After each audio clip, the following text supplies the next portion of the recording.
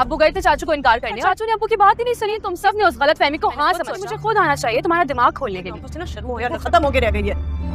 और ये कपड़े, अरे ये तो अभी नए लेकर आई थी, अभी से तुमने पहन लिए, तो तुम्हारे पास कपड़े ही नहीं होते हैं। अब इसे बंद करो और आके जरा मेरा हाथ बढ़ाओ किचन में। आफत ड्रामे की आने वाले एक साथ में अब हम लोग देखेंगे कि अब वरीशा तो ये चाहती है कि वो हाजू से माफी मांगे, कि उसके सामने गिड़गिड़ाए और उसे वापस ले जाए, लेकिन अब महक साफ अल्फाज में वरीशा को बता देगी कि वह आज नहीं आएगा और न ही उससे माफी मांगेगा। लेकिन अपनी दादी की ये हालत देखते हुए वहाज को आना ही पड़ेगा, हालांकि वहाज की कोई गलती भी नहीं। ऐसे हालात में शिफा ही होगी जो वहाज का साथ देगी, लेकिन शिफा ये बात नहीं जानती यही वरीशिया वहाज और शिफा को एक दूसरे से अलग करेगी।